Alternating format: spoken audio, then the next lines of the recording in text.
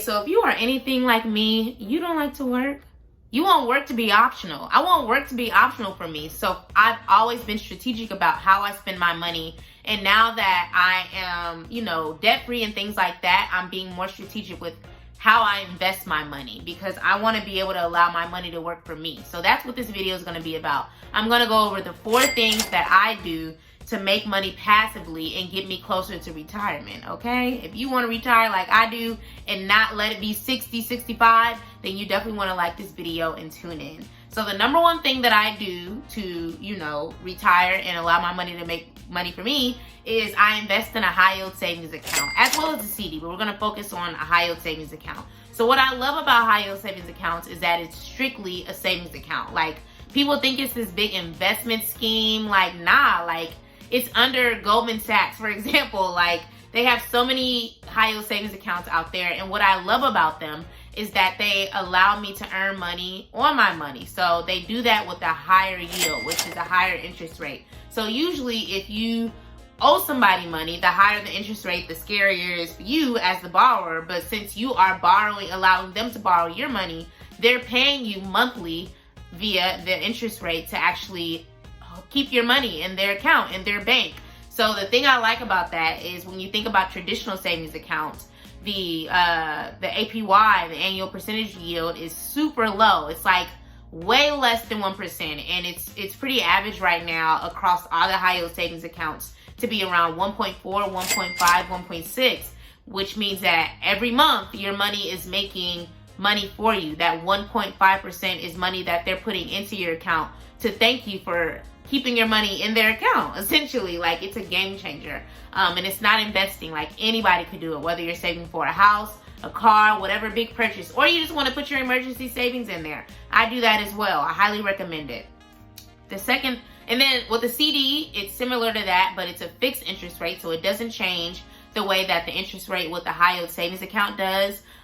It adjusts to the market. So if the market's tanking, then your interest rate's going to tank. But that doesn't cost you anything. But with the CD, if you enter it at 2% as an APY, you're getting that for the duration of your term. The con is that you can't take the money out. So with the high yield savings account, you can take the money out whenever you want to, whenever you need to. But with the CD, certificate of deposit, you have to keep the money in there for the duration of the term, or they will penalize you, and you don't want that, because so essentially you open this account to make more money, not to lose money. The second thing that I do is I invest in REITs. So there's 2 types of REITs that I invest in. One is through Fundrise, and I'm going to link the whole video to that in the description box. Please check it out. It's a really, really good video, and I talk you through it like very elementary, like anybody can understand it. So I do Fundrise because these are privately owned, properties, both commercial and residential, and you earn the dividends and or equity, whatever you want to set your account up as. And it's available for anybody. It doesn't require down payment. It doesn't require closing costs. Like, it works very much like a stock.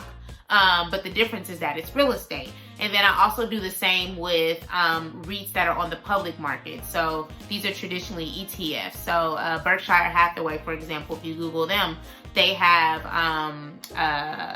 stocks, and I invest in those as well. So I manage both on my own. I don't have to hire anybody to do it. I do it myself, and it's very hands-off. Again, it's not even the same process as buying a home. You literally just pay for how many shares you want. With Fundrise, you have to put down a minimum of 500, but with the actual stocks on the public market, you can buy whatever the cost of the share is right now and allow your money to make money for you. It's not something you got to manage. You ain't got to hire nobody. Like, you literally just sign up, put your money in, and watch the money flow in, okay? And I get consistent dividends, and I get equity on the homes that aren't even ready yet. Number 3 is that I invest in dividend-paying stocks. So a few of the dividend-paying stocks that I invest in are Apple, Google, Nike. Like, for me, I'm not an investment manager. Like, I'm not an expert at this. I only do what's best for me. And I literally just told a friend this last week. Like, when you think about investing in stocks, my rule of thumb is to invest in stuff that I'm already aware of and stuff that has survived the pandemic. So consumer good products, Amazon, Google, Apple, this stuff hasn't gone anywhere. If anything, it's shot up. Zoom, Salesforce, like, These are all things that we're still utilizing. So that's my personal rule of thumb. Like, I'm not investing in anything I don't understand in, such as Bitcoin and stuff like that. Nobody has been able to make it make sense to me, so I don't do it. That's just my recommendation. Do what makes sense for you and pay attention to the trends of these companies. Download their perspectives and really see if they are paying their investors, and see what's going on with their companies. If you can get behind their vision and their mission and their goals and their products, then you want to dig a little deeper. But that's just what works for me. And I reinvest a lot of those dividends for a lot of those companies, which means that I have them keep the money and invest it into more shares, so that I have more money to cash out on when it's time for me to cash out on them. And then number 4 is that I hired a wealth manager. So even before I paid off all of my debt, like, my wealth manager helped me set up systems to, you know, pay this off, save for my house, like, do all these big things that I was looking to do within the next couple of years. And then he also is managing my retirement. So my 401k is separate, like, that's attached to my company, which is another thing I need to add on this list.